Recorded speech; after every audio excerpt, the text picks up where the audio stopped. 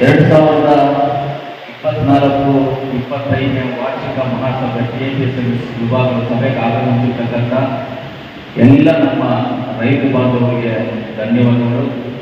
ಹಾಗೆ ಪತ್ರಕರ್ತ ಮಿತ್ರರಿಗೆ ಧನ್ಯವಾದಗಳು ಹೇಳ್ತೀವಿ. ಹಾಗೆ ನಮ್ಮ ನಿರ್ದೇಶಕರು ಹೆಂಗೆ ಅಂದರೆ, ನಾನು ಈ ನಡುವೆ ಎಲ್ಲ ಈ ವಾರ್ಷಿಕ ಮಹಾಸಭೆಗಳನ್ನು ನೋಡ್ತಾ ಇದ್ದೀನಿ. ಯಾವ ಸಭೆಯಲ್ಲ ನಾನು ಕೋಲಾರ ನೋಡು, ಶ್ರೀನಿವಾಸಪುರ ನೋಡಿ, ಇನ್ನೊಂದು ಕಡೆ ನೋಡು, ರಾಮನಗರ ಆ ಕಡೆ, ತುಮಕೂರು ನೋಡಿ, ಚಿತ್ರದುರ್ಗ, ದಾವಣಗೆರೆ ಎಲ್ಲ ನೋಡಿದ್ರು ಸಭೆಗಳಲ್ಲಿ ಗಲಾಟೆಗಳು, ಹೊಡೆದಾಟಗಳು, ರಾಮಾಯಣಗಳು, ಡೈರೆಕ್ಟ್ ಬೈದು, ಇವ್ರು ಬೈಯೋದು, ಅವ್ರು ಬೈಯೋದು, ಇದೇ ಆಗಿಬಿಟ್ಟಿದೆ ಎಲ್ಲ ಸಭೆಗಳಲ್ಲಿ. ಆದರೆ KPSMSನ ನಮ್ಮ ನಿರ್ದೇಶಕರು ಮಾಲನೂರು ಸುವರ್ಣರಾವ್ ಆಗಿರ್ಬೋದು, ಹಾಗೆ MR ಪುಡಿಯವರಾಗಿರ್ಬೋದು, ನಮ್ಮ ಉಪಾಧ್ಯಕ್ಷ ಆಗಿರ್ಬೋದು, ಹಾಗೆ ನಮ್ಮ ಅಮರನಾರಾಯಣ ಆಗ್ಬೋದು, ರಾಜಪ್ಪನವರಾಗ್ಬೋದು, ಸುಬ್ರಹ್ಮಣ್ಯವರಾಗ್ಬೋದು, ಗೋಪಾಲಣ್ಣವರಾಗ್ಬೋದು, ಹಾಗೆ ನಮ್ಮ ಅನ್ಸೂಯಮ್ಮನವರು, ನಮ್ಮ ಸೊಸೈಟಿಯ ಓನರ್ ಲಕ್ಷ್ಮಣ್ ಅವರು, ಸೊಸೈಟಿ ಓನರ್ ಪರ್ಮನೆಂಟ್ ಆಗಿರೋರು, ಅವರು ನಮ್ಮ ಓನರ್ ಲೆಕ್ಕ ಲಕ್ಷ್ಮಣ್ ಅವರಾಗ್ಬೋದು, ಆಮೇಲೆ ಶ್ರೀನಿವಾಸ್ ಅವರು, ನಮ್ಮ ನವೀನ್ ಅವರು ಎಲ್ಲ ನಮ್ಮ ಅಧಿಕಾರಿಗಳು. ಇವತ್ತೇನಾದರೂ ಈ ಸೊಸೈಟಿ ಇಷ್ಟು ಮಟ್ಟಿಗೆ 40 ಲಕ್ಷ ವಹಿವಾಟಿದ್ದು 3 ಕೋಟಿ ರೂಪಾಯಿ ಬಂದಿದೆ. ಇವತ್ತು ನಾವು 18 ಲಕ್ಷ ಲಾಭಾಂಶದಲ್ಲಿದ್ದೀವಿ. ಇವತ್ತು ನಾವು 18 ಲಕ್ಷ ಲಾಭಾಂಶ ಒಂದು ಕಡೆ ಆದರೆ 27 ಲಕ್ಷ ಮುನ್ಸಿಪಾಲಿಟಿಗೆ ನಾವು ಟ್ಯಾಕ್ಸ್ ಕಟ್ಟಿದ್ದೀವಿ. 27 ಲಕ್ಷ ಅದನ್ನು ಇಲ್ಲಿ ಇಟ್ಕೊಂಡಿದ್ದರೆ ನಮ್ಮ ಲಾಭಾಂಶದಲ್ಲಿ 30-40 ಲಕ್ಷ ಆಗ್ತಾ ಇತ್ತು. 27 ಲಕ್ಷ ಲಾಭಾಂಶ. ಇದಕ್ಕೆಲ್ಲ ಕಾರಣಕರ್ತರು ಯಾರು ಅಂತ ಹೇಳಿದ್ರೆ ನಮ್ಮೆಲ್ಲ ನಿರ್ದೇಶಕರು, ಇವರೆಲ್ಲರೂ ಕಾರಣಕರ್ತರಾಗಿದ್ದಾರೆ. ಯಾಕಂದ್ರೆ ಯಾರಾಗಿ ಎಲ್ಲರೂ ಪ್ರತಿಯೊಬ್ಬರು ಸೊಸೈಟಿ ಬಂದಾಗ ಅವರ ದುಡ್ಡಲ್ಲಿ ಅವರು ಕಾಪಿ ತಗೊಂಡ್ಕೊಂಡಿದ್ದಾರೆ. ಯಾರೇನಾದ್ರು ಎಕ್ಸ್ಟ್ರಾ ಖರ್ಚುಗಳು ಮಾಡೋಣ, ಇದನ್ನು ಮಾಡೋಣ, ಏನು ಆಲ್ಟ್ರೇಷನ್ ಮಾಡೋಣ, ರಿಪೇರಿ ಮಾಡೋಣ, ಏನು ಇದ್ದಾಗ ಯಾವುದೂ ಇಲ್ಲ.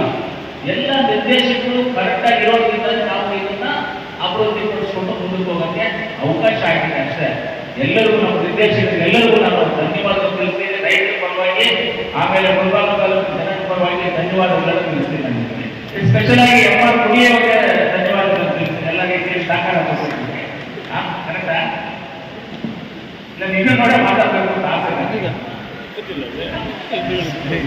ಆ ರೀತಿ ಇವತ್ತು ನಾವು ಈಗ ಸೊಸೈಟಿನಲ್ಲಿ ಲೆಕ್ಕ ಮಾಡಿಕೊಂಡ್ರೆ ಈ ಹಿಂದೆ ನಾವು ಗೊಬ್ಬರವನ್ನು ಮಾತ್ರ ಮಾಡ್ತಾ ಇದ್ದೀವಿ. ಈಗ ಟ್ರಿಪ್ಪು ಮಾಡ್ತಾ ಇದ್ದೀವಿ, ಸ್ಟೇಷನರಿ ಮಾಡ್ತಾ ಇದ್ದೀವಿ, ಸ್ಟಾಪಿಂಗ್ ಮಾಡಿದ್ದೀವಿ, ಬ್ಯಾಂಕಿಂಗ್ ವಿಭಾಗ ಮಾಡಿದ್ದೀವಿ. ಸೊಸೈಟಿಯಲ್ಲಿ ವರ್ಷಕ್ಕೆ 2 ಸೇರಿಸ್ಕೊಂಡು ಹೊಸ ಪ್ರಾಜೆಕ್ಟ್ಗಳನ್ನ ಸೇರಿಸ್ಕೊಂಡು ಮುಂದಕ್ಕೆ ಹೋಗ್ಬೇಕು ಅನ್ನೋದು ನಮಗೆ. ಆಮೇಲೆ ಕೀಟನಾಶಕ ಔಷಧಿಗಳನ್ನು ಮಾಡ್ತಾ ಇದ್ದೀವಿ. ಅದೇ ರೀತಿ ಪ್ರತಿ 2 ವರ್ಷಕ್ಕೂ ಒಂದೊಂದು ಎಕ್ಸ್ಟ್ರಾ ಸೌಲಭ್ಯಗಳು ಇಲ್ಲ 2 ಎಕ್ಸ್ಟ್ರಾ ಸೌಲಭ್ಯಗಳನ್ನ ಸೊಸೈಟಿನಲ್ಲಿ ಸೇರಿಸ್ಕೊಂಡು ರೈತರಿಗೆ ತಲುಪಿಸಬೇಕು ಅನ್ನೋದು ನಮ್ಮ ಉದ್ದೇಶ ಆಗಿದೆ. ಖಂಡಿತವಾಗಲೂ ಅದನ್ನು ಮಾಡ್ತೀವಿ. ಮುಂದಿನ ದಿನಗಳಲ್ಲಿ ಜನೌಷಧಿ ಕೇಂದ್ರ, ಇದು ಮೊದಲು ಹೇಳಿದ್ದೀವಿ ನಾವು ಮಾಡ್ತೀವಿ ಅಂತ.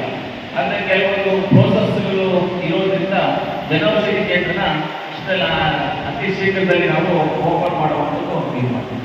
ಆಮೇಲೆ ನಮ್ಮ ರೈತರಿಗೆ ಸಾಲ ಕೊಡಬೇಕು ಅನ್ನೋದು ನಮ್ಮ ಉದ್ದೇಶ. ನಮ್ಮ ಸೊಸೈಟಿ ಮುಖಾಂತರವಾಗಿ ಸಾಲ ಕೊಡಬೇಕು ಅನ್ನೋ ಉದ್ದೇಶ ಇದೆ. ಖಂಡಿತವಾಗಲೂ ಆ ಒಂದು ಕಾರ್ಯಕ್ರಮವನ್ನು ಮುಂದಿನ ದಿನದಲ್ಲಿ ಮಾಡಬೇಕು ಅನ್ನೋದು ನಮ್ಮ ಉದ್ದೇಶ ಇದೆ. ಖಂಡಿತವಾಗೂ ಅದನ್ನು ಮಾಡ್ತೀವಿ. ನಮ್ಮ APMC ಯಾರ್ಡ್ ಅಲ್ಲಿ ನಮ್ಮದು ಜಾಗ ಇದೆ, KPSMS ಜಾಗ ಇದೆ. ಅಲ್ಲಿ ನಾವು ಇನ್ನು ನೆಕ್ಸ್ಟ್ ಮಂತ್ ಅಲ್ಲಿ ಬರೋ ತಿಂಗಳಲ್ಲಿ ನಾವು ಏನು ಮಾಡ್ತೀವಿ ಅದನ್ನು ಸ್ವಲ್ಪ ರಿಪೇರಿ ಮಾಡಿಕೊಂಡು ಅಲ್ಲಿ ಬೆಳಿಗ್ಗೆ 6 ಗಂಟೆಯಿಂದ 10 ಗಂಟೆವರೆಗೂ ರೈತರು ತುಂಬ ಬರ್ತಾರೆ. ಯಾಕಂದರೆ ತರಕಾರಿ ತಗೊಂಡು ಬರ್ತಾರೆ, ವೆಹಿಕಲ್ಗೆ ತರಕಾರಿ ಹಾಕೊಂಡು ಬರ್ತಾರೆ. ಅದೇ ಥರ ವೆಹಿಕಲ್ಸ್ ಅಲ್ಲಿ ಗೊಬ್ಬರ ಹಾಕೊಂಡು ಹೋಗ್ಬೇಕು, ರೈತರಿಗೆ ಅಲ್ಲೇ ಸಿಗಬೇಕು ಅಂತ APMC ಯಾರ್ಡಲ್ಲಿ ಬೆಳಿಗ್ಗೆ 6 ಗಂಟೆಯಿಂದ 10 ಗಂಟೆವರೆಗೂ ನಾವು ಅಲ್ಲಿಯೂ ನಾವು ಗೊಬ್ಬರ ಮಾರಾಟ, ಆಮೇಲೆ ಪೆಸ್ಟಿಸೈಡ್ಸ್ ಔಷಧಿಗಳು ಮಾರಾಟವನ್ನು ಮಾಡಬೇಕು ಅನ್ನೋ ಒಂದು ತೀರ್ಮಾನ ಮಾಡ್ಕೊಂಡಿದ್ದೀವಿ. ಖಂಡಿತವಾಗಲೂ ಅದನ್ನು ಮಾಡ್ತೀವಿ. ಆಮೇಲೆ ಷೇರುದಾರರು ಹೆಚ್ಚಾಗಿ ಯಾರು ನಿಮ್ಮ ದುಡ್ಡು ಬ್ಯಾಂಕ್ನಲ್ಲಿ ನಮ್ಮ ಠೇವಣಿಯಾಗಿ ಫಿಕ್ಸೆಡ್ ಡಿಪಾಸಿಟ್ ಮಾಡಿ ಯಾಕಂತಂದ್ರೆ ಸೇಫ್ಟಿ ಇರುತ್ತೆ. ಪ್ಲಸ್ ನಾವು ಬಡ್ಡಿನೂ ಕರೆಕ್ಟಾಗಿ ಕೊಡ್ತೀವಿ. ಅದರಲ್ಲಿ ಷೇರುದಾರ ಏನಾದ್ರು ಇದ್ದಾಗ ನಮ್ಮ ಶೇರ್ದಾರ್ ತಗೊಂಡು ಬ್ಯಾಂಕಿಂಗ್ ಸೆಕ್ಟರ್ನ ಯೂಸ್ ಮಾಡ್ಕೊಂಡು ಸೊಸೈಟಿನಲ್ಲಿ ಬ್ಯಾಂಕಿಂಗ್ ಸೆಕ್ಟರ್ನ ಯೂಸ್ ಮಾಡ್ಕೋಬೇಕು ಅಂತ ನಾನು ಹೇಳಿದ್ದೀನಿ. ಆಮೇಲೆ ಇನ್ನೊಂದು ವಿಚಾರ ಏನಂದ್ರೆ, ನಾವು ಸ್ಟಾರ್ಟಿಂಗಿಂದ ಇವಾಗ 3 ವರ್ಷ ಆಗಿದೆ. ಅವಾಗ ನಾವು ಬಿಲ್ಡಿಂಗ್ ಕಟ್ಟಬೇಕು ಅಂತ ಮೊದಲನೇ ಸಭೆಯಿಂದ ನಾವು ಪ್ರಯತ್ನಗಳು ಮಾಡ್ತೇವೆ. ಬಿಲ್ಡಿಂಗ್ ಕಟ್ಟಬೇಕಂದ್ರೆ ಒಂದು 10 ಕೋಟಿ ರೂಪಾಯಿ ಬೇಕಾಗ್ತದೆ. ನಾವು ಅದನ್ನು ಒದಗಿಸ್ಕೋಬೇಕು. ಇವಾಗ 10 ಕೋಟಿ ಲೋನ್ ಮಾಡಬೇಕಂದ್ರೆ ಒಂದು ವರ್ಷಕ್ಕೆ ನಮ್ಮ ಟ್ರಾನ್ಸಾಕ್ಷನ್ 3 ರಿಂದ 4 ಕೋಟಿ ರೂಪಾಯಿ ಟ್ರಾನ್ಸಾಕ್ಷನ್ ಇದ್ದಾಗ ನಮ್ಗೆ 10 ಕೋಟಿ ಲೋನ್ ಕೊಡೋದಕ್ಕೆ ಬ್ಯಾಂಕ್ ಮುಂದೆ ಬರ್ತಾರೆ. ಯಾರೇ ಮುಂದೆ ಬರ್ತಾರೆ. ಇವಾಗ ಎಲಿಜಿಬಿಲಿಟಿ ನಾವು ಬಂದಿದ್ದೀವಿ.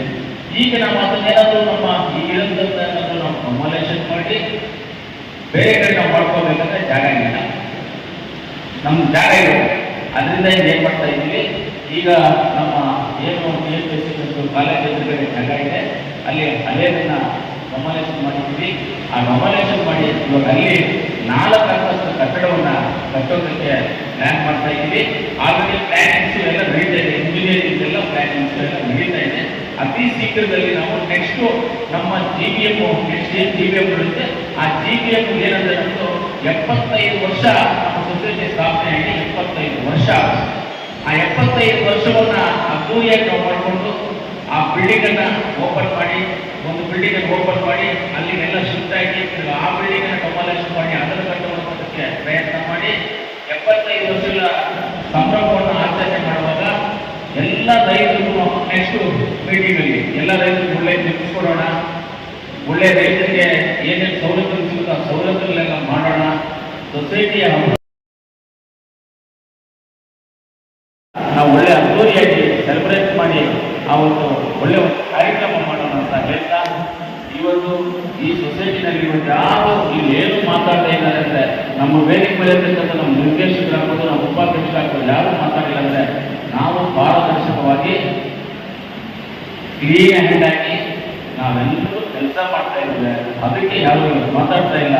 ನೀವೇನು ನಂಬಿಕೆ ಇಟ್ಟು ನಮ್ಮನ್ನ ಸೊಸೈಟಿನಲ್ಲಿ ಬಿಟ್ಟಿದ್ದೀರಿ, ಆ ನಂಬಿಕೆಗೆ ದ್ರೋಹ ಅಂತ ಯಾವತ್ತೂ ಆಗೋದಿಲ್ಲ, ಆಗೋದಕ್ಕೆ ಬಿಡೋದೇ ಇಲ್ಲ. ರೈತರಿಗೋಸ್ಕರ ಕೆಲಸ ಮಾಡೋದಕ್ಕೆ ನಾವೆಲ್ಲ ನಿರ್ದೇಶಕರು ನಾವೆಲ್ಲ ಸಿದ್ಧವಾಗಿದ್ದೀವಿ ಅಂತ ನಮ್ಮೆಲ್ಲರಲ್ಲಿ ಹೇಳ್ತಾ, ಇವತ್ತು ನೀವೆಲ್ಲರೂ ಬಂದು ಇಲ್ಲಿ ಮಾತಾಡಲಿಕ್ಕೆ ಅವಕಾಶ ಮಾಡಿಕೊಟ್ಟಿದ್ದೀರಾ. ನಿಮ್ಮೆಲ್ಲರೂ ರೈತರಿಗೂ ಧನ್ಯವಾದಗಳು ಹೇಳ್ತೀನಿ. ಎಲ್ಲ ದಯವಿಟ್ಟು ಊಟ ಮಾಡ್ಕೊಂಡು ಹೋಗ್ಬೇಕು, ಎಲ್ಲರೂ ಊಟ ಮಾಡ್ಕೊಂಡು ಹೋಗ್ಬೇಕು. ಆಮೇಲೆ ಯಜಮಾನ್ ಹೇಳ್ತೀನಿ, ಇವಾಗ ಒಂದು ಬುಕ್ಲೆಟ್ ಮಾಡಿ ಕೊಡಿ ಅಂತ. ಬುಕ್ಲೆಟ್ ಎಷ್ಟು ದಪ್ಪ ಇದೆ ಅಂದರೆ, ನಮ್ಮದು ಬುಕ್ಲೆಟ್ ಇಷ್ಟು ದಪ್ಪ ಇದೆ ಪೇಜಸ್. ಈ ಬುಕ್ಲೆಟ್ಸ್ ನಾವು 3,000 ಶೇರ್ ಹಾಕಿದ್ದೀವಿ. 3,000 ಶೇರ್ ಹಾಕಿ 3,000 ಬುಕ್ ಮಾಡಬೇಕಂದ್ರೆ 12 ರಿಂದ 15 ಲಕ್ಷ ರೂಪಾಯಿ ಖರ್ಚಿಲ್ಲ. 10 ಲಕ್ಷ ಬರುತ್ತೆ ಖರ್ಚು.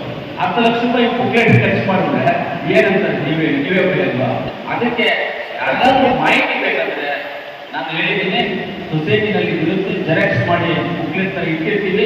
ಯಾರಿಗಾದ್ರೂ ಬೇಕಂದ್ರೆ ನೀವು ತಗೊಂಡು ಹೋಗ್ಬೋದು, ಸೊಸೈಟಿಗೆ ಬಂದು ತಗೊಂಡು ಹೋಗ್ಬೋದು. ಒಂದು 4-5 ಜೆರಾಕ್ಸ್ ಮಾಡಿ ಇಟ್ಟಿದ್ದೀವಿ. ಬೇಕಂದ್ರೆ ಯಾರಾದ್ರೂ ಕೇಳ್ತಾರೆ ಕೊಡ್ರಿ, ಬುಕ್ಲೆಟ್ ಕೊಡಿ ನೋಡಿ. ಯಾಕಂದ್ರೆ ಎಲ್ರಿಗೂ ಮಾಡೋದು ಬಂದ್ರೆ ಒಂದು 10 ಲಕ್ಷ ಖರ್ಚಾಗುತ್ತೆ. ಅದು ಯಾಕೆ ದುಡ್ಡು ನಮ್ಮ ರೈತರ ತಾನೇ ದುಡ್ಡು.